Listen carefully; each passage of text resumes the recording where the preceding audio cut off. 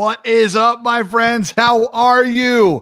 So excited that you are here and jumping in the diner with me this evening. My friends, I'm sorry, I missed you last week. I was out in Montana. I got to go to Yellowstone. It was very stunning. I don't know if you've ever been to Yellowstone. Have you been to a national park? Tell me in the comments, what is your favorite national park that you have been to? And if you haven't been to one, tell me what one national park is that you really, really want to see. What's on your list? Tell me that in the chat, my friends. It was really special getting to go out to Yellowstone. I was high-fiving buffalo. I was dodging elk. I was seeing real tall birds that I still promised myself I would look up and trying to figure out what kind they are, but I don't remember.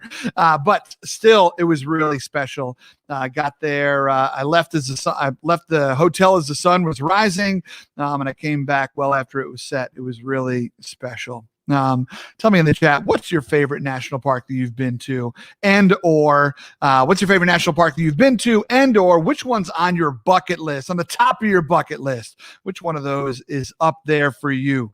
Let me know, and let's get this party started, my friends. As always, Fort Snelling. Shout out to Fort Snelling. I think is that a national park? It might be a national park. Either way. Shout out to Fort Snelling, Minnesota Park. Scott, good to have you on the call, brother. As always. So, all right, my friends, let's jump in and let's start this episode. Welcome to Diner Talks with James. I'm James. Friends, so excited to have you here. We got a hell of an episode. We got the one and only Dr. Josie Ahlquist in the building. She loves when I put the emphasis on doctor. That's not true. But either way, really excited for you to meet her if you haven't already. She is brilliant and just super fun and has one of my favorite laughs also. But we'll see if I can make her laugh. I don't know about that. But either way, we still have standards here, friends. I know I missed 1 week, but it's okay because we're back out here and we still got the top three.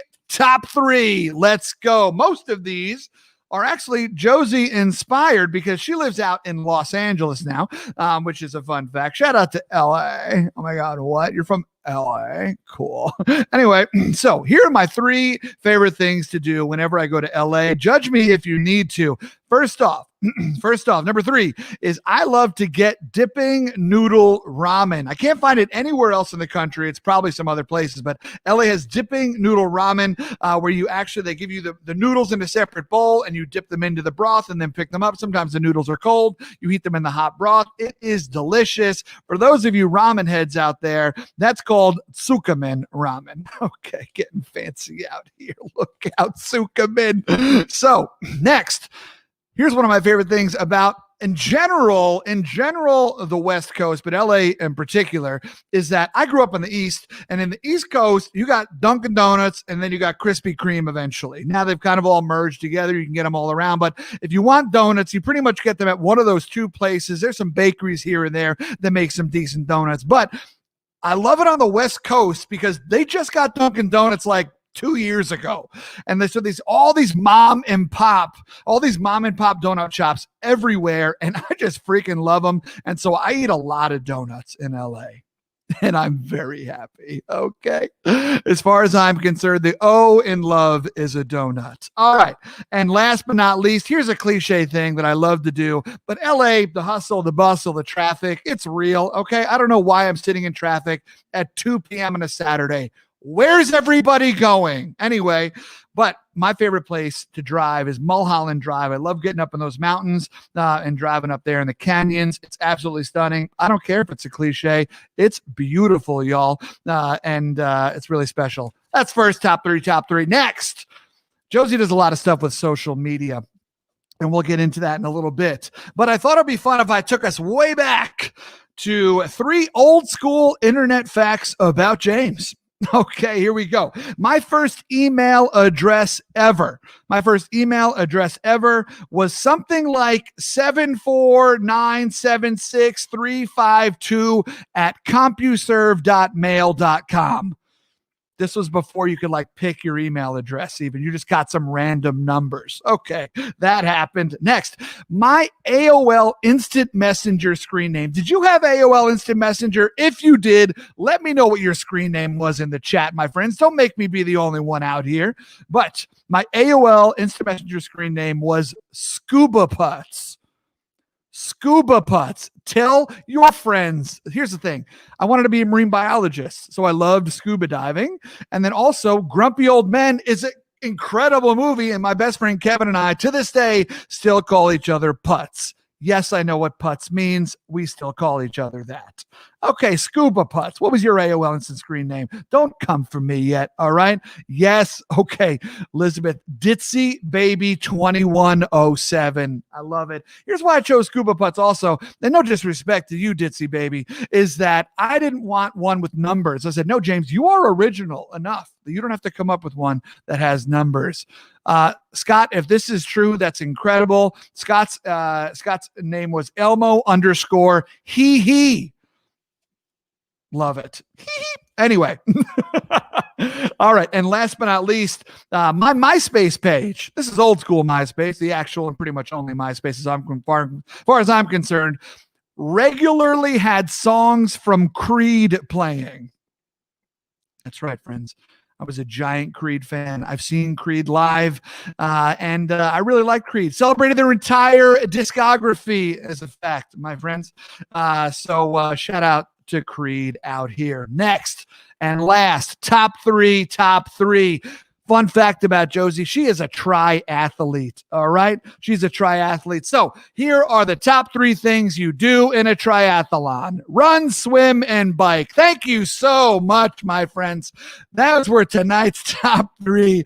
Those were in the order that I would do them if I could, but your boy ain't doing that. So let's jump in. Tonight's guest is Dr. Josie Ahlquist, and she is incredible. She is a social media researcher. She's a doctor. She's taught at Florida State, still teaches at Florida State, even though she lives in LA. They're like, no, teach us in Florida too. Come on over. She's done a whole bunch of great work at Loyola Marymount University in the past as well, and she is just a brilliant mind. The work that she has done in social media has helped so many colleges and universities, their presidents, their vice presidents, directors, and whatnot enter their journey of getting into social media so that they can use it as the tool to meet students where they're at. Her work is incredible, and she is just so freaking smart and a ton to be around. So, my friends, let's bring her out right now, the one and only Josie Ahlquist. I have been laughing a lot while I was hidden. That's perfect, Josie. What tickled you, Josie? all the tickles. Mo. Oh my gosh. Welcome to the diner, my friend. How are you today? Oh, my feet are hanging off the chair as if we were really there. Perfect.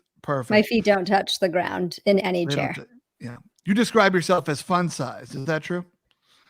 You know, you got to embrace it. The first time I was told I was short was in 3rd grade, and it blew my mind. I was so upset. I cried to my teacher, who is like 7 feet. I swear, at least that's what he felt like in 3rd grade. And he laughs at me. He's like, but you are. And it was the existential crisis that I eventually had to accept.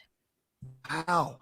How long did it take you to get over the thing that like, okay, I'm short and let me just like, when did you start embracing it? Did that happen pretty early on, or were you like trying to hold yourself on the bar in the closet being like, get longer? Well, I mean, I would say through like elementary school, then it was just like, I'm just like going to ignore that because we're all still, I felt like kind of small. But once I started to look around at my family, I was like, yep, this is in the cards. We're all little people. Turns out genetics are a thing. Who knew? But what's funny is I mean, getting later into high school, my dating patterns were pretty wild. Okay.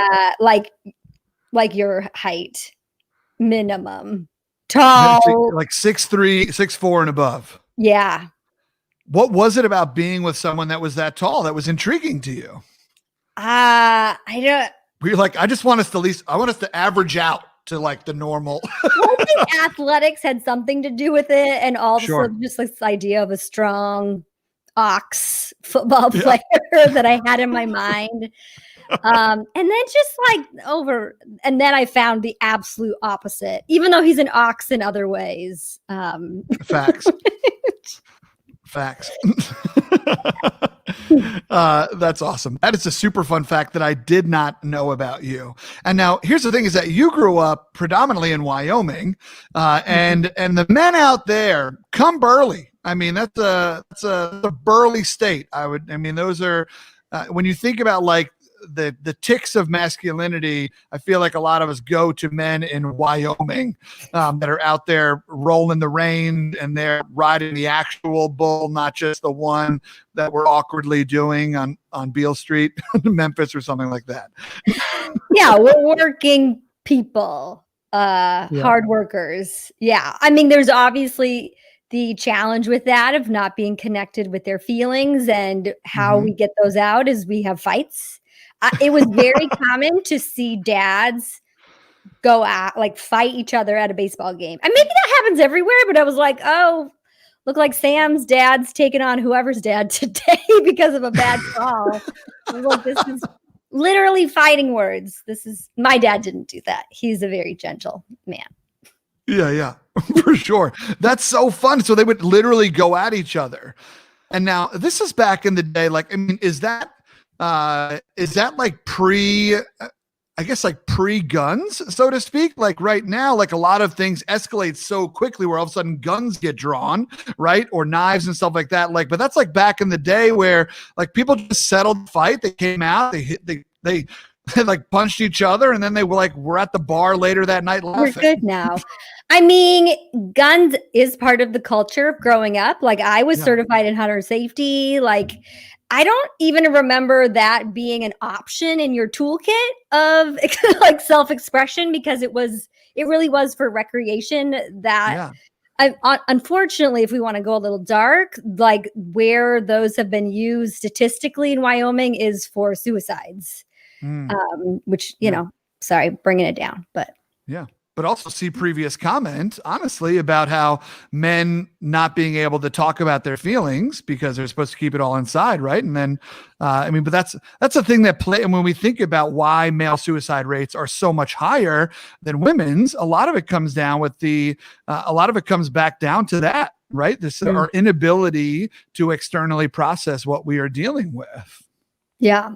I mean, I was like in middle school asking for therapy. And they're like, no.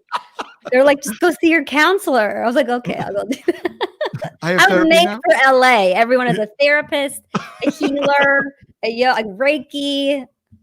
Oh yeah. Get your crystals out, Josie, for sure. Oh, you actually have. Okay, great. I don't understand crystals. Maybe we'll get into those later. But I can heal you. No, I'm just kidding. Thank you. I'll try anything.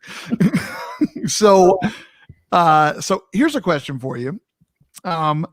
You grew up in Wyoming and you now live in the second largest city in the United States.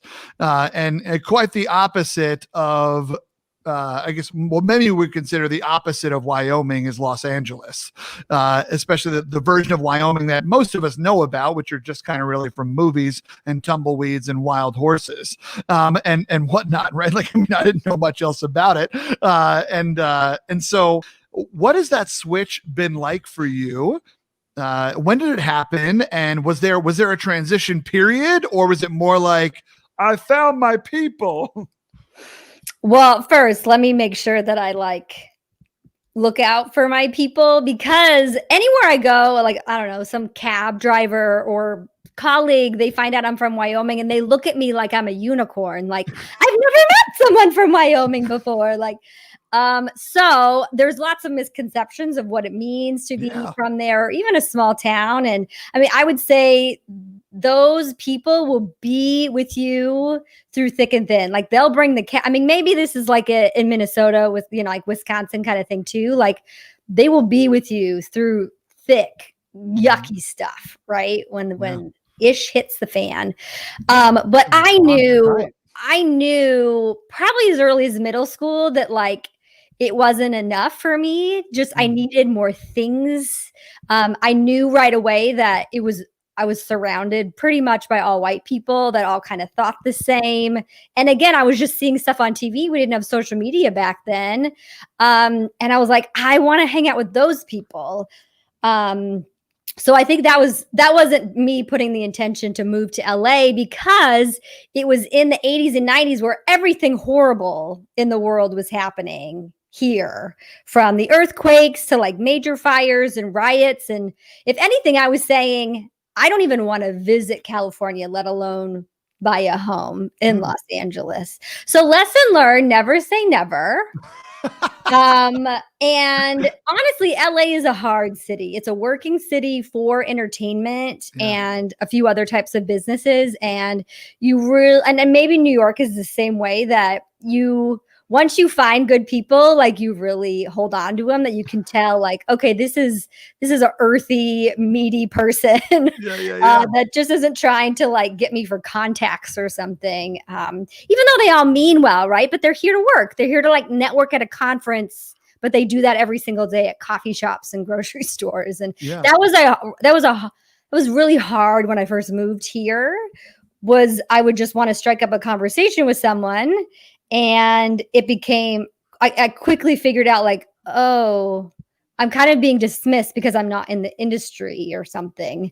And I used to take it really personal. And it's like, no, it's just like me at NASPA, right? I mean, not like I'm dismissing people, but like, it's just like a more focused type of connections that friendships still happen. It just looks different. Yeah, for sure. Yeah.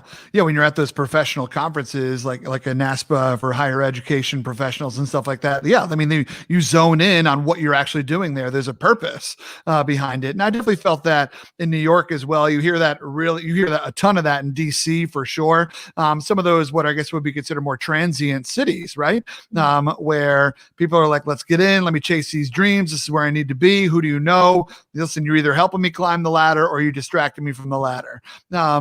And I can totally see that. But it's interesting because moving to New York for me, it was infectious to be a part of that. I loved the energy of it. And I loved the idea of like, I'm around people who are getting it. And so like, I'm either going to get it also, and I got to bust my butt to do it and keep up, or I'm going to get trampled by the crowd as they try to walk past me. And so I enjoyed being a part of that, but I also noticed another side of it in me, which is like, it's so much easier to compare yourself to others in that, right? And in an environment that isn't like that, you're comparing yourself to like, well, their lawn's greener than mine, right? Or they have a bigger truck, or they have, or their kids learned how to, read earlier than mine, right? Like some of those kind of things. I don't know. These are general, what I'm assuming small town problems are. But still, the comparison game is real. Have you felt that at all with you? Like, did you get into some of those comparisons and stuff like that? Or because you're not necessarily, though you are entertaining, you're not necessarily in the entertainment business, right? You're an educator by trade and by passion. Well, to kind of relate it to LA and like who I am, like some people love to go drive around fancy neighborhoods or like who lives where, or to like, just like browse around Louis Vuitton or whatever. And that just like, I can't do it. Like I'm competitive and I'm like, I don't want to look at a thing that I can't have, or just a lifestyle I wouldn't want anyway. So that was the other hard thing about LA. Like literally you would run into a celebrity and you realize like, sometimes I just want to pretend they just live in those boxes, even though many of them are good people. But so to relate it to my work, so I moved out here still, like I met a boy and that's why it was LA. I was going to do the higher ed student affairs campus work. Yeah. So that's pretty linear and clear. And that is how how I grew up. Like you get a job and you climb that ladder and do that thing. Yeah. And then I do think it was influenced by being out here, this entrepreneur type of spirit. And honestly, it doesn't come naturally. And the comparison thing definitely is real. Yeah. That's why it's great to have people like you in my corner to be like, am I crazy? Like, am I doing okay? And I'm like, yes, we're all crazy. Let's just keep swimming. Yeah. Yeah. So yeah. I mean, Right. even I tweeted today, I have a book coming out next week and I'm like up to my nose in imposter syndrome. I'm like, what are you doing? Like, so Yeah. there you go. Yeah, that's some real stuff, right? That imposter syndrome is real, especially when you run in certain circles or anything like that. I had this experience where I had an opportunity to speak to a bunch of PhD wielding folks, at a university in Pennsylvania. And I don't have a PhD, right? I have a master's, but the thing is that the people with PhDs would love to tell you just the difference between those two. And there's a big gap, and it's true. It really is. It's a lot of work in between those two levels, compared to a bachelor's and a master's in particular. And so, so I rolled into that room being like, who are you actually going to talk to right now? You're definitely the dumbest person in the room because PhD equals brilliant in imposter syndrome language, right? For me in that case. And it was so fascinating how I tried to have to navigate it and get over it and realize that you bring something to every single space that you walk into. But it's really tough to get around that barrier that you built that's way higher than it actually is in real life. Mm. Yeah. For you with the imposter syndrome, I mean, like you mentioned, you have this book coming out, and we'll get to that for sure, Josie. But I'm curious, like, where does that imposter syndrome live right now? What does it look like? The way I wired my brain over time was if I can run the scenarios, the worst cases, then if they don't happen, then I'm kind of covered. I'm thinking ahead of what might go wrong.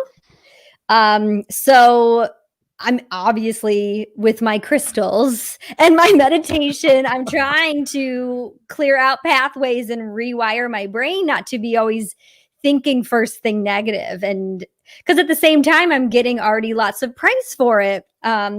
So it's a constant wrestling match of calling myself out for it, but also calling others in to make sure they're like kind of reminding me that it's good, that I'm good.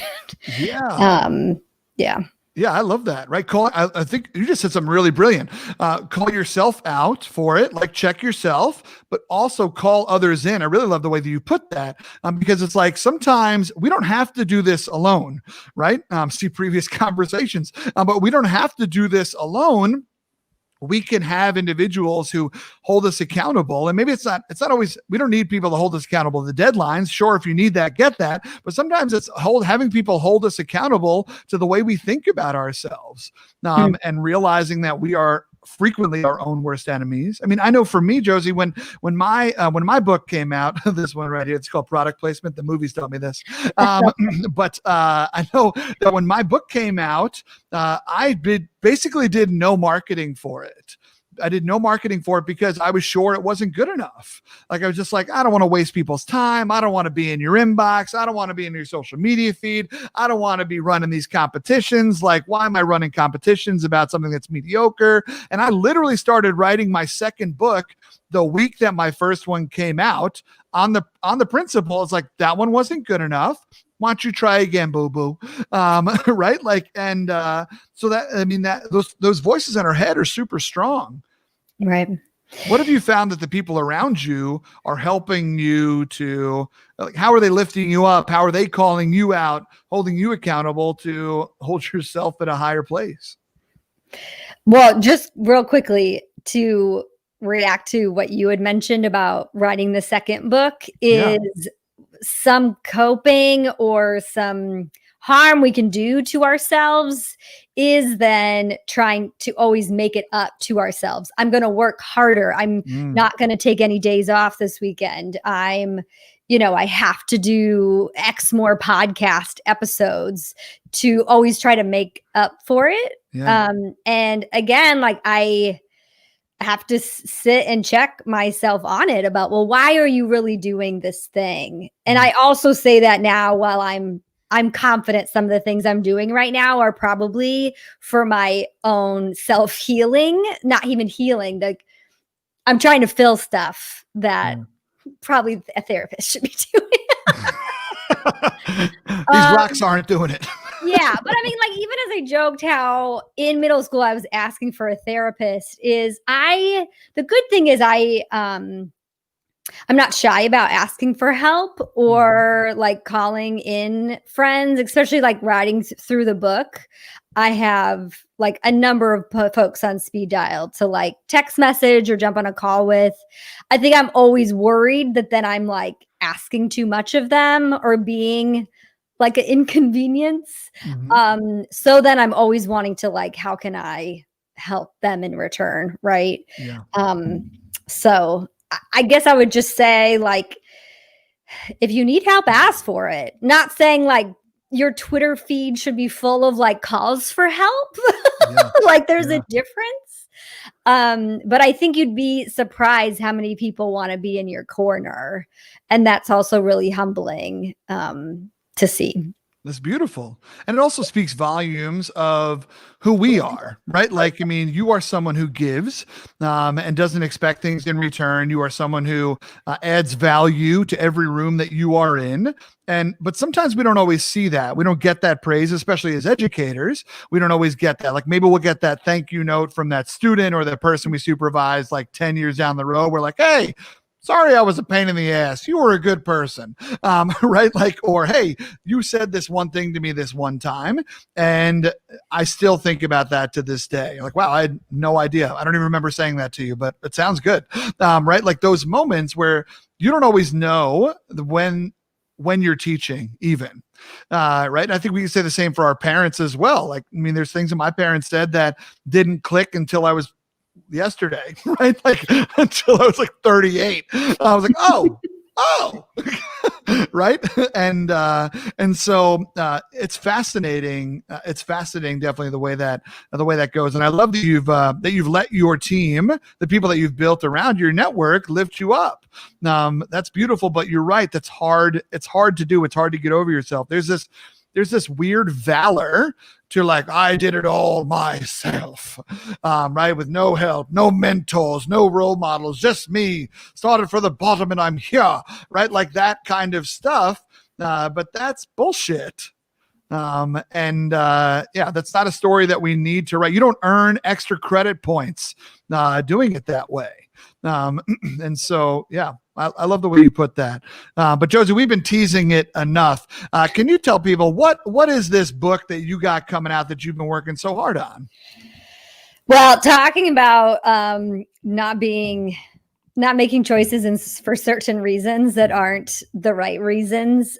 So this will be the last book that I write on my own. I made it a goal a couple of years ago to collaborate more.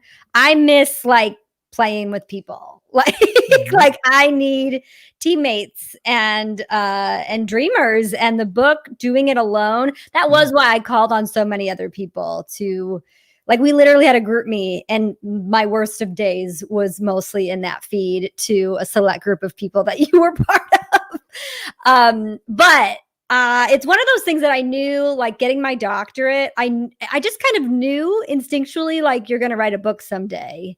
And there was such relief in knowing that, like, okay, this is just what I'm going to do next. Because there's so many things in life that we can discern a million times over about what I'm going to do. So I knew I had to do it, and obviously like do it right. But don't ask me the question, when's the next book? Because, well, if it is, I'm writing it with you, because I don't want to do another one on my own. Yeah.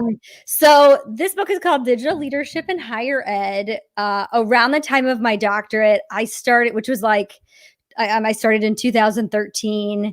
I was early captivated about social media in higher ed through a marketing perspective, but also through a leadership perspective, because I was a leadership educator. I was working with students to run social media. And then I was also noticing at the time that there were some campus leaders who could jump on a tool like Twitter and just show up, and students loved it.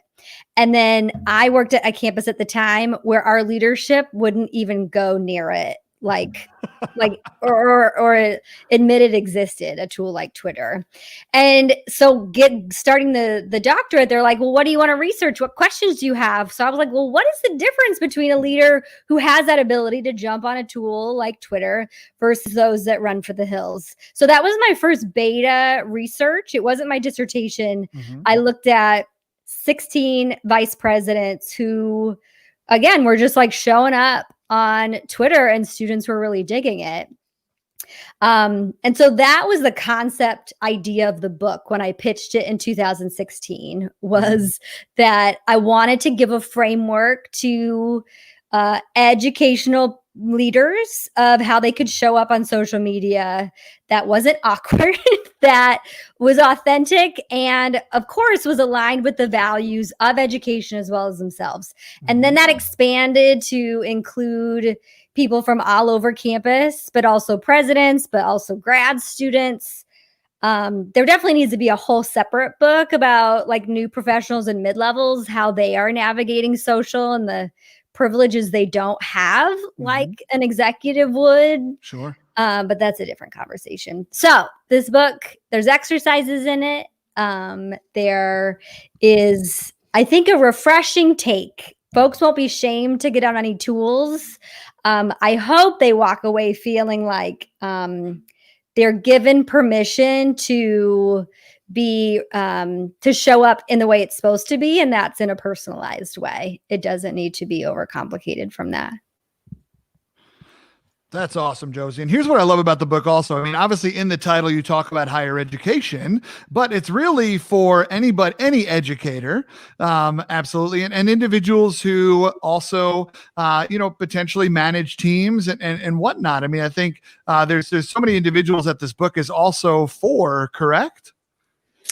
Yeah, I think you could replace the word students as it's written in an example and replace that with whoever your audience is. And that's a big thing about showing up through the lens of leadership online, is you are making the conscious mindset and decision that you're going to use this tool to positively influence those that you want to attract to you. And that's not just like being an influencer on Instagram and like then selling products, right? Like it's getting to the core of who you are and then letting that come to light in digital spaces. Yeah. Yeah, for sure. That's dope. That's cool. And I love it because you're one of the only people who's talking about it too. And it's interesting because when you think about leadership, right? A lot of times when you think about leadership, you think about one-on-one interactions or one person to many. You don't often think about what leadership in the digital world looks like. Yet there are all accounts that there are a number of accounts that we all could point to where we're like, oh, this person is doing good work from afar, right? From a tweet, from a post, from a share, from a whatever. And that leadership can happen in many of those ways, but we often see individuals not seeing social media as a platform that leadership can occur from, be sparked from. Why do you think that is? Yeah, I've heard that leadership cannot happen online. There's definitely pockets of campus, i.e. faculty, that are so hard to get in front of to share why a tool would be worth their time in not just even just an academic way. I think at the heart of this, and something that I had to come to terms with in the last couple of years, is social media and technology. Like you had started out talking about your AOL username and Go things. What was your screen name, Josie? Hoser Joe. Yes. Yes. Interview over. Greatest question. Hoser Joe. Stop it. Okay. Back to talking points. Oh, yes, of course. Yes, sorry. Yes.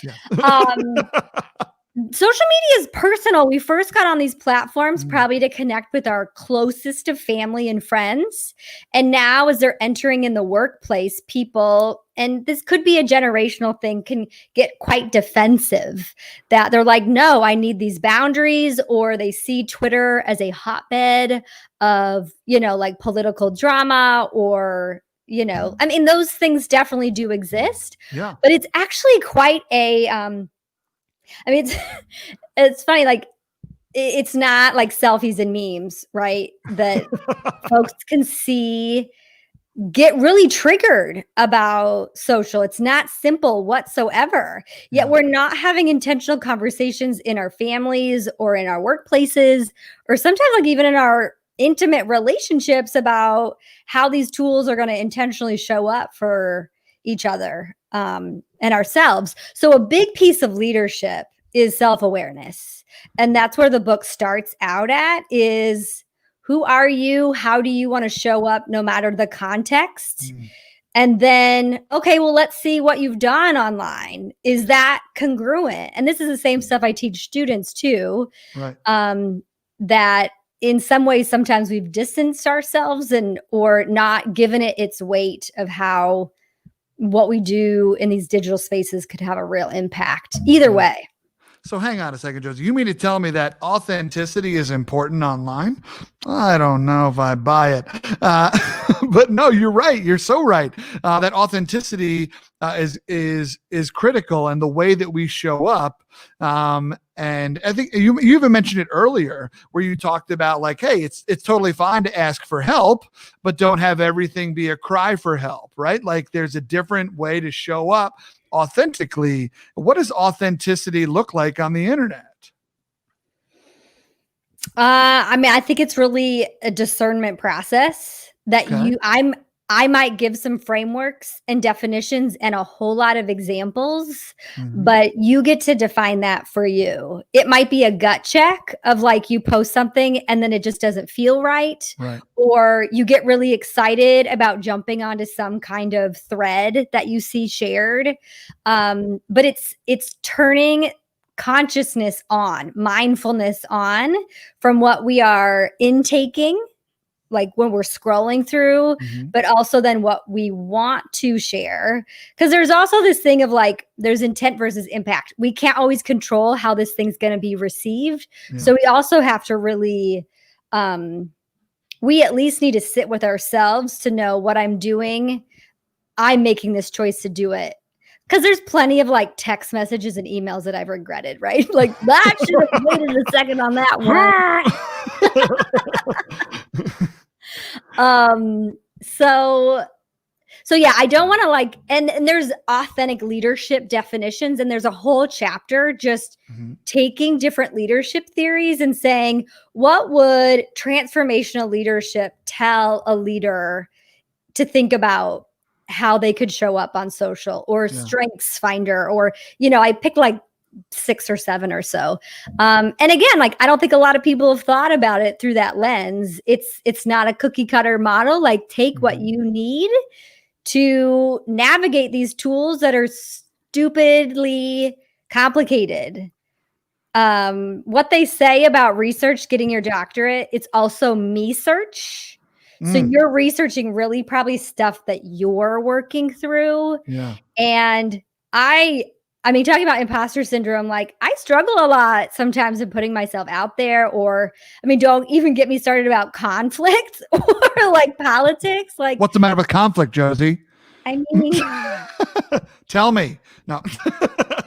Yeah, no, for sure. Yeah. So, there's so many things with that, there's moments where they're super uncomfortable, and how do you handle it, and what does it look like? And so, I mean, I think you made some really cool points in there for sure. And what do those different leadership styles look like? on the internet, right? And how do they show up? They certainly do. We don't often just call them that, right? Mhm. But that doesn't mean that they're not there, right? Like servant leadership is most certainly all over Right. the internet for sure, right? Yeah. We just don't I necessarily mean, call it that. I would love someone to take this book and framework and research and turn it on its head for a critical lens of it, because I'm a white woman, and I tried to feature all kinds of people from different backgrounds. So this isn't just my story or my lens, but this is how different identities are showing up. But when we talk about authenticity, we have to also call that out is again, based on position level, identity, like all these things, that there are some that can show up in the way that exactly how they want to in both digital and physical places. And then others, it's a constant navigation that isn't as privileged. Yeah. Yeah, absolutely. And I want to kind of get a little bit deeper into some of that about social media, what it was created for, and now what it's being used for. Let's dive a little bit deeper in there. Oh, not these two again over here. Okay, all right, break it up, you two. Enough of this here now. Oh, yeah, that's right. That's right. You're not smiling now, are you? Well, were those llamas? Alpacas. Yeah, I think we're llamas. Yeah, I'm not sure. Oh, thank you. I needed that.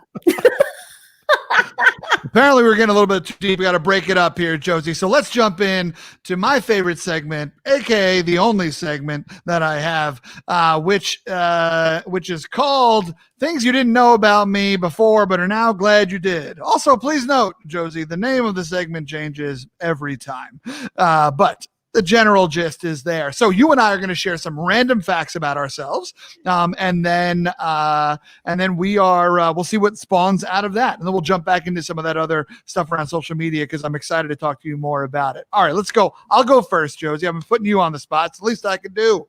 All right. In middle school, I won a free throw shooting competition in basketball. I won the local level. I did not win the county. Congratulations. Thanks. I quit basketball in 7th grade after I missed every single free throw that I got put on the line for. Like, this is my sign. I love that. Okay, so I go? Yeah, please.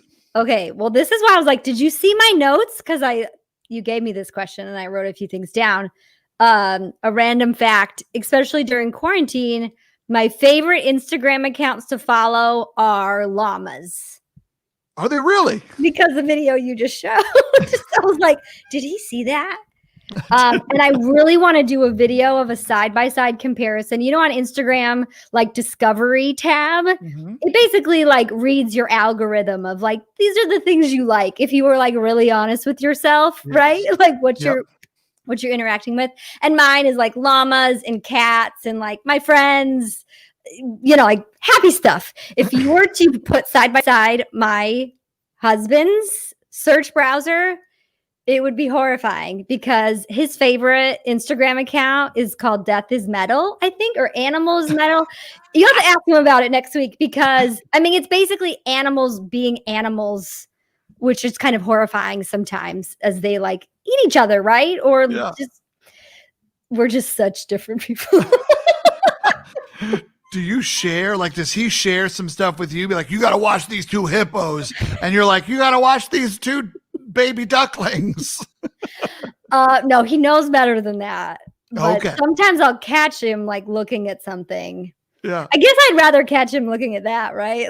That's true. There's definitely some worse stuff on the internet. And you did also just drop the spoiler. Lloyd Ahlquist is going to be our guest next week. Super excited to have him on back to back. We got the Ahlquist crew, literally the A-team.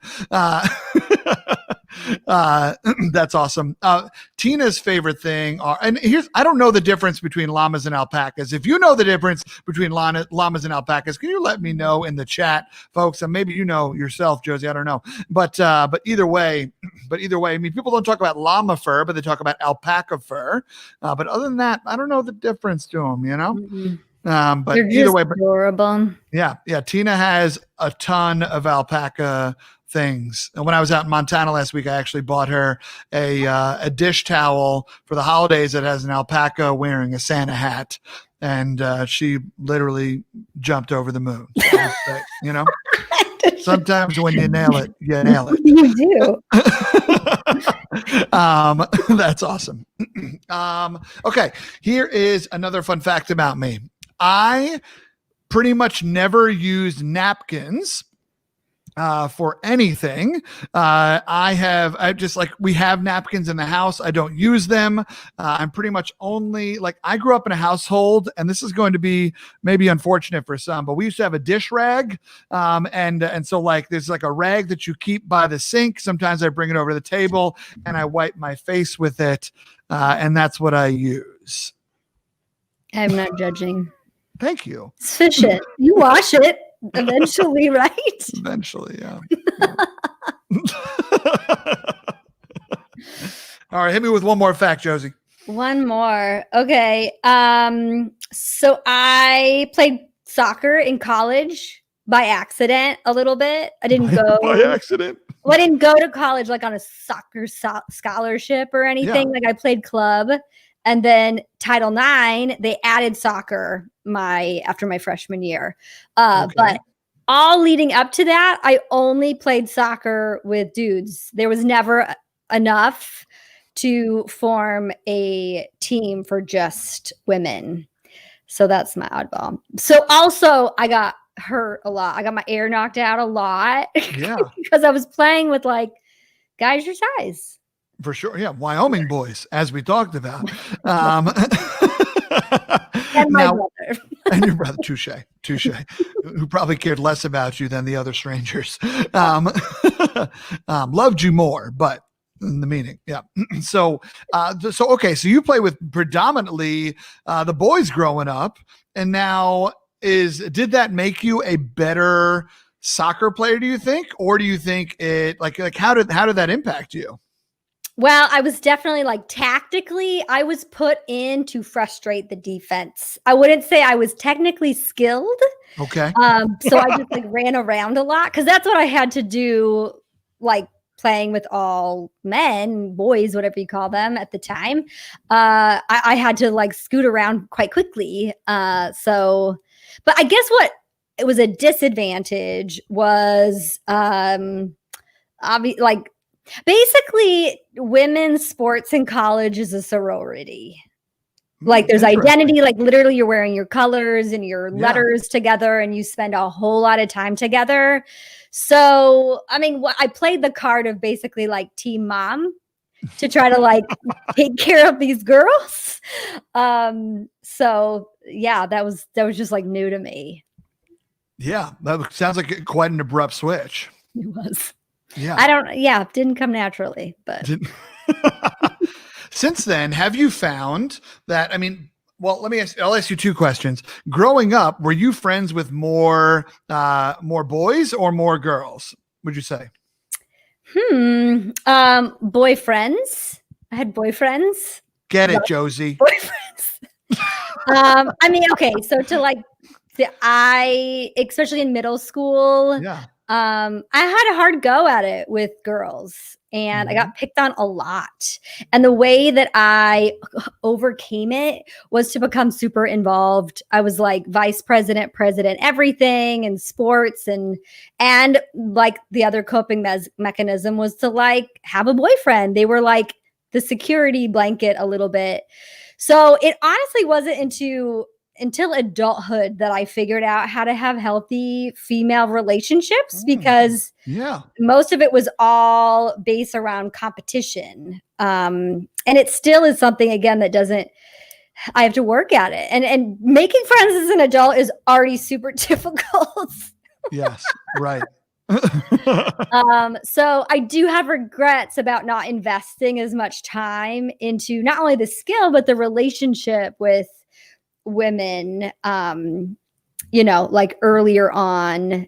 But I think I just kind of got the short end of the stick a number of times where there was some trust stuff I had to work through. Yeah. So I guess like I had more guy friends for sure. Sure, yeah, and a slew of boyfriends apparently. Good for you, Josie. So the thing My is, poor dad. I swear, just break. We're good sorry, thing he was Dad, if you're good thing he was watching. a peaceful man. If you just would have sent me to therapy, There it is. There it is. just kidding. Dad, if you're listening, no. There's still time.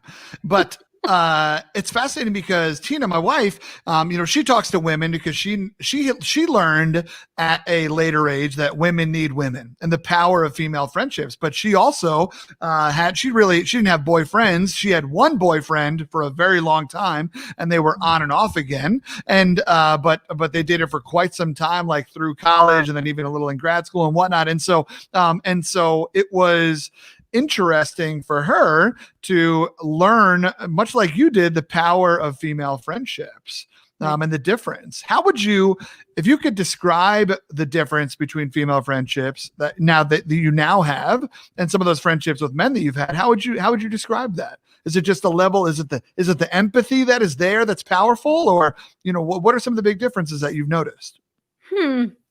Well, I think it also coincided with me recognizing and embracing my identity as a woman, because also, for like where I grew up, I don't think that was really expressed or explored as kids or teens, and especially there's such a like rough and tough identity that you are kind of pushed to take on this like rough exterior. Yeah. And again, I could work and work ethic and still stay humble like all day. So I feel like the two like I had to do my own work to also understand how to show up for another woman and where she was. And I do think my friends out here that I have met they almost helped my, I guess, exploration of that, even though we maybe never talked about it. Like, what does it mean to be a woman? Or I learned from them, I think, to then really be able to sit in my skin and what that looks like differently. I also feel like it was I don't know if y'all experience. I didn't think anything would feel different when I got married. I'm like, I've been with this dude forever. Like, I'm just changing my last name. Yeah. But for some reason, that really pushed me into want to know myself more and to understand how to show up, not just in that relationship, but in everything that I did, that I was just so surprised about. And not to say that always came across smoothly. Like, I think maybe there was not a rebel, but like, oh, I need to figure out and do my own thing. And not, because this is a forever thing now. Right. Mm-hmm.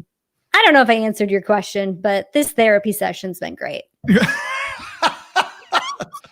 I'll put my Venmo at the bottom of the screen. No, I mean, that's so fascinating because one thing that I've talked to a number of friends about just in general, in the recent months, is who are those friends that round the corner with you, right? You have your friends from different stages of life, but not, every time you round a corner, right, into marriage, into parenting, into a move, into whatever the big turns of life are, even college, right, graduating, those kind of things. There you have a core group of friends, that make the turn with you. But there's a whole bunch of other people that you had great relationships with, perfectly fine people, no beef whatsoever, but they're kind of always just going to be those people that you did some of those things with.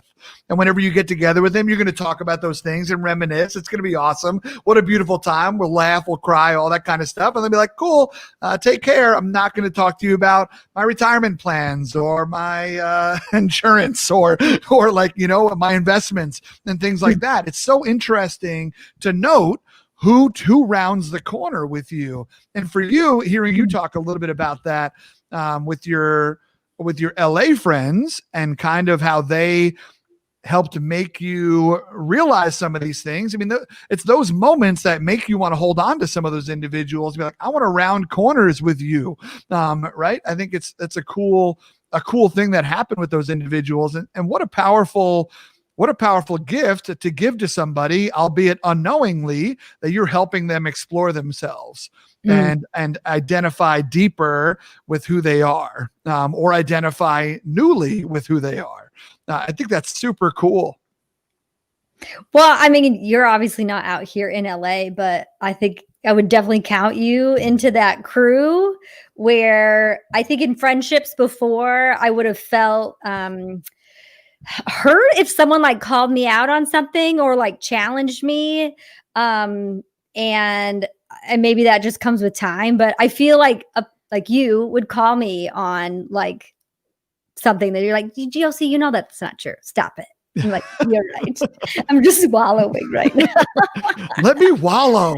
But also I feel like my gauge is in friendships and the turning of the curves and things is and to kind of bring it back to you is I don't feel like I am a bother or that I'm like going to be asking too much, that there's just like this unsaid open door. And so that's where I can tell like someone I feel like I might be having to ask a favor to, or that means our friendship's maybe not there yet. Yeah. So yeah. But here's the fun thing about us, Josie, is that we met on the interwebs, right? And you reached.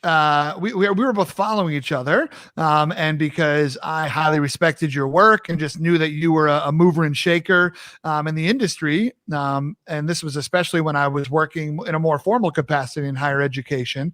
Like you're just putting out a lot of really cool things, and you're truly were and are an influencer in the higher education space. And so it's like, I got to hold on to these coattails. And if the only way I can do that was with a follow, then that's how we're going to start. But it's cool because our friendship grew over time from then as we got to know each other, whether it was conferences, phone calls, and things like that. And it's beautiful because the internet was built. Well, not the internet, but social media was built first off as a marketing tool, and that's fine. We can leave that as it is. Well done, Zuckerberg. It's a giant marketing machine that you've built. But data, right? Exactly. Yeah. And so, but it was also built under this idea of connection.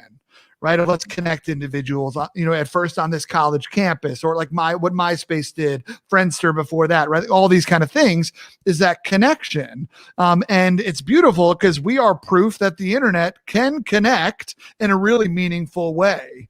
And so that's awesome. But here's my question for you as we kind of shift into the 2020 of it all, if you will, is that social media was built to connect us. In your opinion, Josie, how's it doing? How's it doing? Oh gosh, I guess it depends on the platform. I mean, yeah, I am so grateful for a tool like Twitter. I would not have started a business nor met so many amazing people. Twitter, though, is much different than it was when we met. You can still forge those same connections, but you have to go in even more intentionally because it's busier and there's a little bit more distractions and problemsome directions you could go in. I mean, like YouTube, if you watch one wrong video that you were just maybe curious about or you wanted to see both sides on, it's going to feed you that. The algorithm is going to give you that, whatever it is, over and over and over. So you have to keep your consciousness on all the time and not like questioning everything, but awareness, like I said about Facebook, they are taking your data. Like you choosing to be on that platform, please don't tell me like, oh my gosh, I can't believe it. They have my pictures. Like it's their platform. I'm sorry. I have to break it to you like that. I know that's kind of Instagram, like even email. We are on Gmail. Yes. Like I get served ads from stuff that I know I wrote in an email. Like the conversations about privacy are pretty wild and problematic that I know I learned how to write a check, I think in second grade or third grade. Like who writes checks anymore, right? Like these conversations need to happen super young. But unfortunately, a lot of adults, we're not having just the basic conversations. And now we're headed into an election. And I think just know what the context and culture is of different platforms and own your truth. And if you're going to post something, just own it everywhere. Whether what that response is going to be or not. I learned the hard way last election season. I had like family out of the woodworks coming at me. I was like, geez, I would have never have thought they would have posted those comments. They would never have said those things to me to my face. They hugged me when I saw them next time. Like it didn't even happen. So some folks don't see the connect like we did, right? We knew there was a connection. There was this hearts and friendship discovery humanity on Twitter, and then we met up and it was great. But some folks don't have that. They don't see that connection that this is actually real and makes an impact. So I'm not like judging on those people, but I don't know if that's what you want. That's what I'm talking about right now. Josie, I don't know what I want either. I ramble and eventually just do a little like, huh? And that's when people are supposed to start talking. I'm ending on a question. And then you chime in.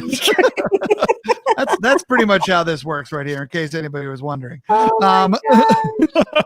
It's only fitting that we put our social media handles up for this. Yeah, I think you're right. I mean, the internet emboldens people, right? And you don't need to look any further than every comment thread on any political post. And the way that it emboldens individuals is fascinating. And I had a conversation with a former student that I worked with, who was a conservative man, very pro guns, and believes that Black Lives Matter is a political organization, and that was started by white Democrats, right? Like, so that's where he camps out, and that's, I mean, I guess to each their own. But it's interesting because whenever he would comment on my posts, he would come for my neck and say things like, "Oh, I just thought you were," like, he would say things that like my parents would have said to me a long time ago and probably still could, where things like, "I just thought you were better than this," or "I thought you were smarter than that," or "I thought you were this," that like these like shame driven comments of, "I'm disappointed in you." And we all know that shame's not an effective teaching tool. So I'm not being taught, I'm just being made angry. But he did it a number of times until one point I had to, I just reached out to him, and every time he would write something, I would respond back, not in a, "Well, how about you?" And you're, I was like, no, we gotta keep a level out here. But it came a point in time where I reached out to him, also on social media. And I just said, I was like, I don't know what happened here. I don't know what the years have done to us. I don't know when I started disappointing you this much. We used to laugh. We used to have one-on-ones. We used to, talk about, relationships that we were in. We talk about fishing. We talked about all these things. Like, I don't when did it get to a point where this is how you talk to me? Like, what did maybe I misunderstood our relationship, and I didn't come for him in some like woe is me type of way, but it was in that same context where it's like, talk to me about why you don't talk to me like we have a history and why we don't have a relationship.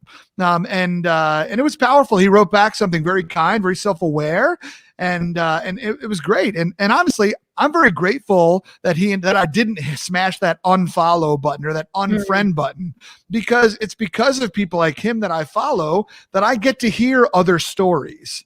Right, that I don't just hear the one side that I typically fall on, and instead I hear some of these other sides of like, oh, interesting, I never thought of it that way, or you can see why this led to that if people thought this and whatnot. And so and so I mean, that's why like cancel culture is not really effective. And so it's just fascinating though when we think about that connection where, kind of like what we were talking about, like the internet was meant to bring people together, but it's very successfully through a lot of these algorithms, through a lot of these means, data tracking, that is really pushing us apart and creating these different camps.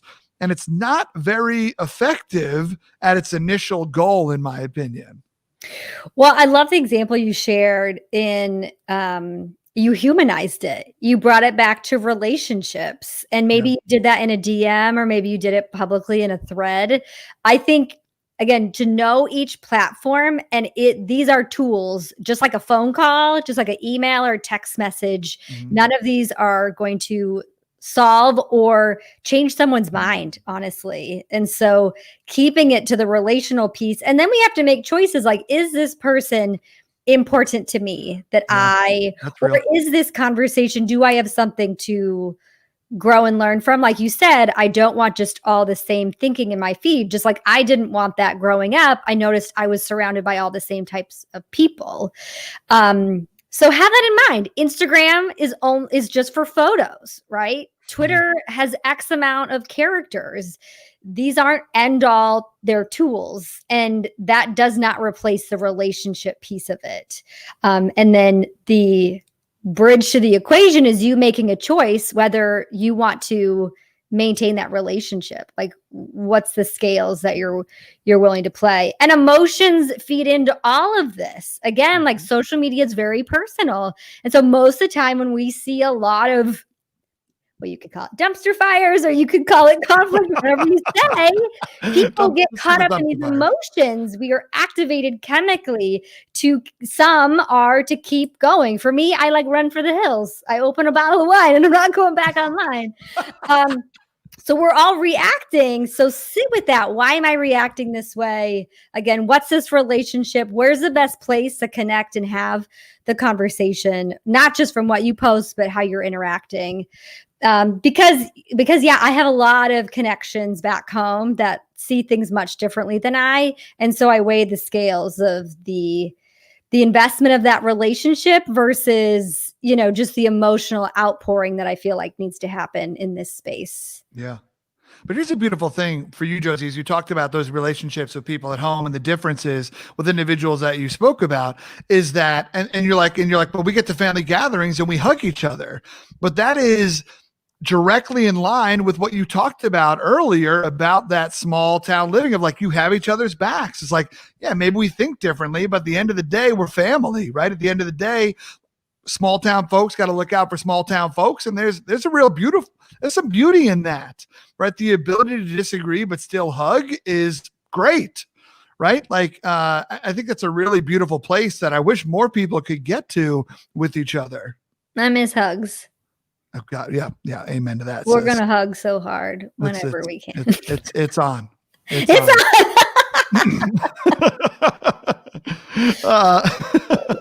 I love that. Here's the last thing that I want to talk to you about. And just kind of sticking on the same theme, in your experience, I'm curious how effective you believe hashtag activism is. Now we see, obviously the hashtag Black Lives Matter, hashtag Me Too movement, hashtag, it's on us, hashtag, like all these powerful movements that have been created and spawned through hashtags. But we also see the other movements of more than a hashtag and whatnot. And so when we think about activism and the role that we play and the voice that we have and the microphones we have access to, do you believe that hashtag activism is effective? What role could it play? Should I post one thing on my Instagram story with a hashtag and be like, I save the world? I'm like, what does it look like to you in your experience? Yeah, I mean, I think it goes back to discernment and self-awareness. That am I posting this just to feel less guilt? Or especially in higher education, there is a culture of feeling like we have to put out these statements that then again, like check a box to say we said the right things. I've made my statement to again, like check off that box. And that is not what activism is. That's being performative. So is it actually better to save that time to actually do something that no one is ever going to see, if it's that donation or if it's lifting up someone else's voice? And that's what I commit my time to do, is to find those voices, to use my platforms for that, or empowerment or mentorship. So while we know, especially Twitter was a huge spark for the Black Lives Matter movement and continues to be, but it isn't just a hashtag. And it's part of the equation. But it can't just be like crossing that list, that thing off your list that day. Yeah. Yeah, it's something you can do that adds you're a part of the story, but that doesn't mean you've done the work. And the internal work and also the external work of community, of listening to stories, of uplifting voices, of getting in the work, of checking your own situations. But it does play a role. I think it's powerful the way that you put that, Josie, and I appreciate you, friend. I think it is illuminating. Right. I think there's a lot of individuals, especially right now in the middle of the social uprising that we are in, that are now part of the conversation that maybe wouldn't without social media. And in a lot of ways, that's very good. In a lot of ways, a lot of individuals be like, wow, I never thought someone like that would feel this way, right? I just always thought blank and blank and blank because that's all I ever knew. And we have access to more stories and access to more emotions. And there's some beauty in that. We also obviously know the dark side of it as well. But I don't know. I don't know if they necessarily level out, right? I think that access to more stories is usually a good thing. It's always what I used to say when I first went to school down in the South. And this was, back in the early 2000s, to date myself, don't let the silver fox look fool you. But, going down there, everybody's like, oh, it's racist down there. Racist. And when I went down there, I was like, oh my God, it's going to be so racist everywhere. And yes, was there more visible signs of racism there? Sure. But it turns out, if you just peel back one layer of the onion, Shrek, you can also see all of the racism in the Northeast and out West and all those kind of places, right? Like, I mean, yes, Portland is seen as this liberal bastion, but the history of Oregon is very white and very racist. And it's fascinating, right? Like, and so it's so interesting to think about it. And for me, I would rather have it out there because then we know then we know what's going on, right? And I don't know. So it's better out than in, again, to bring Shrek up again. Donkey. Well, I think it quickens the pace of exposure. So growing up, all we had was local news and newspapers, right? To like rely on, like this is the world, I guess. Yeah. And so now, no matter where you live, you have access to knowledge, but that could also be quite overwhelming when it's especially people or lifestyles that you've never seen before. And so sometimes that learning curve could get overwhelming to a person that never left my hometown. And again, you talk about don't do shaming culture, or from masks to movements to elections, having relational conversations, even if you can do that on social or get it offline, I think would be a bridge instead of going into that circumstance to cause more flames, to bring it back. Yeah, for sure. And well done bringing it back too. Josie, it has been so much fun hanging out with you. I can't thank you enough for hopping in the diner with me tonight. It was a treat. I am full of laughter. You didn't make me cry. Thank you. I thought about it. I thought you could have went there. You really could have. I even got my hair cut and did for this. Oh, shoot. Okay. Go ahead. It'd been 6 months. It was time. It was time. How long was it? Was it like the length? Yeah. Was it like I don't know. It was more the other highlights that were happening. Okay. Got you. Need to be cleaned up a little bit. Got you. I got a book launch next week. I mean, come on now. Josie, you do have a book launch coming out next week. And so I'm super excited. The individuals that are on here that can please make sure that you check out josiealquist.com/digital leadership. By the time those of you who are listening on the podcast hear this, the book will already be out. So make sure that you just sold out. It'll be sold out. You did miss it.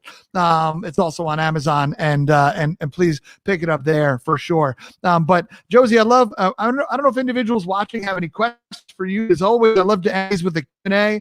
And so if individuals have questions for Josie's, please put those into the chat and we'll get to those. But for those of you who are listening to the podcast, if you want to hear the Q&A between Josie and I, please check out my YouTube page. Just type in James T. Robo on YouTube and it's going to pop up. That's James T. Robo, and connect there and be able to find this episode and learn a little bit more about Josie. And thank you so much for you on the podcast. I hope you all be well and take care.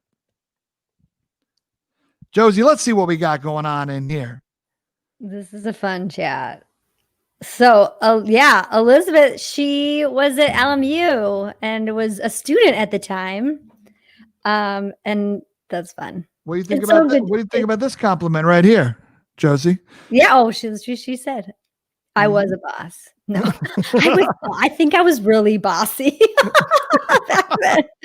I just took myself so seriously, but Liz was great. She was one I knew that she's going to be some like CEO someday. She had her stuff together. She's a boss for cool sure. Connections. We got to hang out with Campus Speak when she worked there for a little bit. Oh yeah. Yep. Indeed. Sarah's in for this book. Let's go, Sarah. Hi, Sarah. That's it. She was also on my podcast. She's now a grad student at Florida State going into student affairs. Oh, shoot. Go ahead, friend. Yeah, she is a mover. And maybe you should get her on this. She would be really interesting. I'm intrigued. Sarah, hit me up. Hit me up. Danny's getting the book. Danny's out here. Aww. Danny, can we talk about the screen name? I'm Game 85 here. Don't judge. Too late, brother. Too late. I judged you. You judge mine too. I would never judge Rightfully you. Rightfully so. No, yours is incredible. Danny, I'm not judging you. That's actually pretty dope. Tina asked a question earlier where she teed it up with this, feeling like an inconvenience is the worst. This is one of my greatest fears, is that I'm a burden to other individuals. I think it's one of the reasons why I'm quick to tell other individuals that they're not a burden to me. I'm also desperately wishing they'll say it back to me. But we can unpack that later. But Tina asked this follow-up question that I'd be curious to hear your thoughts on. How do you shut down that feeling, Josie? What have you worked to try to do to be able to shut that down? Well, there's always CBD and wine. CBD and wine. Shout out. Yep. Not at the same time. Different. No, yeah. Well, so it is something that in all the woo-woo stuff out here in LA, there is some tools. I literally just have to catch myself saying horrible things to myself. And then almost like a dog shakes itself, being like, what are you doing? And that doesn't mean that I actually physically do that, but I have to catch myself doing it. Okay. And I feel like good friends or, like my husband, he might know a look on my face where he knows I'm just going to town, digging away in there to snap me out of it. And then, but also reaching out to other people to know, I just need to get somebody on a phone call right now. Because again, what I was joking about, how I don't want to do anything alone again, like a book or, I work alone a lot. Even when I was traveling, that was pretty much on my own until I was speaking. So you've got to know what your needs are and go out and ask for it. And Tina, I still want to be your best friend. So add me to the list. Boom. I'm pretty sure Tina's still invested in that idea.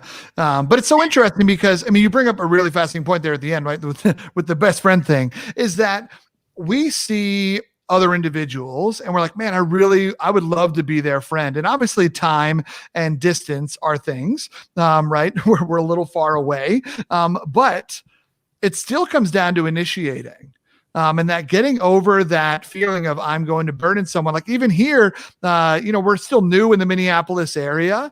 And I have that fear with individuals that I'm trying to become better friends with, where I'm like, all right, I hit them up this week. So now I got to let it rest. Like it's a steak, let it rest for 2 weeks. Dating. And then I can finally get it right. You play this game of how often are we texting? It truly is dating without the makeout. But it's super hard to get out of your own way I mean, I think you have to like let go of ego a little bit. Like I just declared still my adoration for Tina. Like I will tell people like, you're amazing. I would love to be your friend. And maybe they laugh and they're like, no, I'm being serious. No, seriously. I mean, friendships take work, right? Especially if they're brand new ones. And you really have to kind of commit the time and energy to it. But I mean, it hurts too. And if you don't feel like that's coming back at you, so it sucks. It sucks. But also, I feel like there is, just like with intimate relationships, with makeout relationships, with friendships, there is like chemistry, right? Like I just knew when I met you, this dude is family. Like I feel comfortable. And that, I mean, that I feel like made it easier. I don't know. And family's the right word for sure. I mean, I know I felt that way. Definitely, obviously, we both felt that, which is incredible. I felt the same thing with Lloyd too. I was like, yo, this is good people right here, right? Like let's hang out when we vacationing together. Let's go, right? Like we were so close. We were so close. Prague 2020 that never happened, or Berlin 2020. Either one. I didn't care. We were 2 hours away from each other. We were making it happen, and we were gonna Lady and the Tramp some fucking bratwurst. I'll take Colorado right now. Like, let's go to the snow. Speaking of Lloyd, I think he asked the question that we all wanted to know. And I appreciate him just hitting the nail on the head. Who were all these boyfriends? I mean, we shared our rosters early on. I mean, I was boy crazy. I mean, I was also competitive. I'm like, okay, let's see. I also really wanted to go to every prom every year. Oh, okay. And so, like, did you lock it in? Did you get all four? I did. Well done. So well done. I went to three. And went to three proms in high school, which was exciting. But I didn't have my first kiss till I was 21. So that'll tell you what happened at those proms. Oh my God. I love it. Danny's got a really cool question. Let's jump to that. Lloyd, I hope you got the answers you needed. Danny, great question here. What impact do you think the current health pandemic will have on the tool of social media within higher ed in the next 3 to 5 years? Do you think it'll be different? Do you think we'll use it in a different capacity? What are your thoughts on that, Josie? Well, I think it's forced adoption and experimentation. Mm-hmm. I think the test is going to be, because we always go back. We like are so set in our ways that we just completely abandon everything that we did to go back to what some really loved, right? Like the face-to-face, or like, this is how you do classes. And so I hope that there is a blend, because there is so much magic that can happen and does happen in person. Yeah. But without being forced to only do it in digital spaces, I hope we'll continue to see a blend, because it comes down to access. That a student that just physically can't show up to campus to see James talk, it still should have access to him somehow to experience that thing. And I bet the price point would still be comparable to offer some kind of experience, both to those that could come to your keynote as well as jump into some other type of digital platform. Mm-hmm. And I've just seen the tools work so well, even when they are in a solo capacity. I think the other thing is, I've seen a lot new leaders in digital spaces, or doing YouTube videos, or like captioning their Instagram videos. Yeah. That, again, I hope that type of behavior continues, as no, this is just what we do as leaders, because it expands our reach so much more. And it's not about just saying I have an Instagram account and I go live, that you're way more connected to your students now, and they adore you, and they come up to you, and they're like, oh, I saw that you took the dog to the vet. Can we also grab coffee later? Right? Like, social can just be such an easy introduction to deeper conversations and relationships. So, so that's my hope. Yeah, for sure.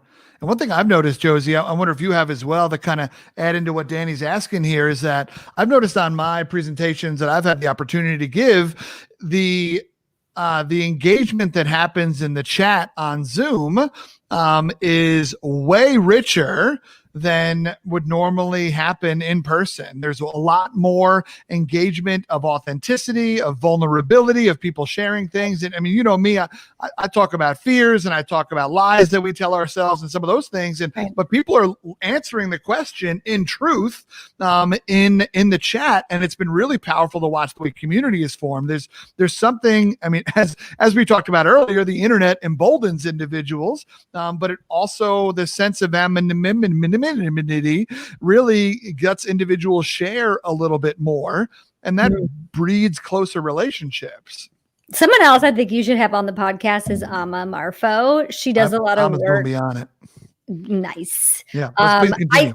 I think there's been so many programs and learning environments that were built for a certain type of persona and learner that does not fit. Like a big keynote and then being like, who has a question in front of 500 people? Like, no way would that ever be me to do that. But you get me in a breakout group and I'm going to be, like popping all kinds of dialogue and questions. So I am not at all surprised to see that type of behavior. I also think it lends itself into like YouTube. Like this generation has grown up in the comments to interact to what they're seeing. And so having that already built into a platform of video, like that was actually something that a lot of students may already have been comfortable with.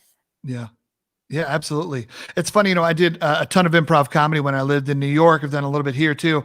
And I wonder if Lloyd's seen this as well in his improv world, is that, as the YouTube culture rose, as Facebook rose, and that comment lifestyle really happened, like you started to see that on stage where people, instead of investing character to character, human to human, instead they will do comment prov, where it's like, I'm going to make a comment about what you just said instead of saying yes and building on it. So it's fascinating to watch just the way that kind of played out in the subset that I was a part of.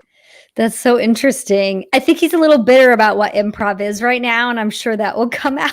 It's like he just misses it real bad. I was bringing up early on in Epic Rap Battles, I'm like, y'all need to pay way more attention in the comments. It's not just suggestions. It's kids around the globe finding each other and then becoming friends. And that is like so cool to me, that like a girl in Brazil and then somebody in Nebraska are then like always finding each other in the threads. Yeah. That like as a kid, if I had that in Wyoming, like, gosh, that's my one thing about my jealousy of not having the internet and not being younger. Yeah. Other than that, I'm good with my age. Other than that, I'm out here crispy. I love that. Scott agrees with you as well.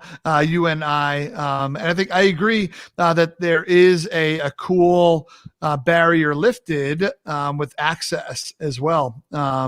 For those who sometimes have trouble hearing others or just can't hear others as well. There's just a lot of other techniques that are out there. Josie, it has been so dope hanging out with you. Every time it's a damn pleasure. And I'm so excited that you came through. Thanks for hanging out in the diner with me and having a milkshake. I appreciate it. What's your late night diner food? What's your late night food of choice? Where's your guilt? And I know you said CBD and wine, but like maybe like right after that, what do you then? I'm sorry. The song that's now in my head is How My Milkshake Brings All the Boys to Hey, you're damn right. It's better than yours. So I'm sorry. What was the question? Yeah, no, that's fair. I think you answered it, actually. I think you answered in more ways than one, actually. I said, what is your favorite late night eatery move? Like, are you in LA or you got a late night taco truck that you hit up? You got what's your guilty pleasure late at night? What do you like to eat? I know you're a foodie. We are not. And we have a taco truck. I'm pretty sure I brought you to it. It's our favorite thing in the neighborhood. And it's like the cheapest, yummiest thing ever. You have not brought me to it, so that's on the list now. Oh, well, we brought you to the Greek place, which is also great. Yeah, that Greek spot does slam. I don't know. Are they open late? Pretty late. Pretty late. Good enough. What time is it, honey? Is it You know late? what? That's a big thing during like quarantine lockdown. I'm going to bed way earlier. Sure. Yeah, that's Hashtag real. old lady. Josie, so dope hanging out with you, my friend. Thanks so much for coming through. I really appreciate it. And I look forward to this episode coming out. And thank you again, friend. I appreciate you. Hell yeah. Hell yeah. Hang on. My friends, thank you so much for coming out to Diner Talks with James. It was so fun hanging out with you. Hope you enjoyed the time with Josie Ahlquist. As always, we got a whole bunch of stuff, information about her down in the description. So make sure you check that out. Follow those links, connect with her, follow her, learn from her. And I just love having y'all here. Thanks so much for being a part of this episode of Diner Talks with James. And until next time, my friends, do me a favor. Keep asking better questions because small talk sucks. All right. Y'all take care and be well.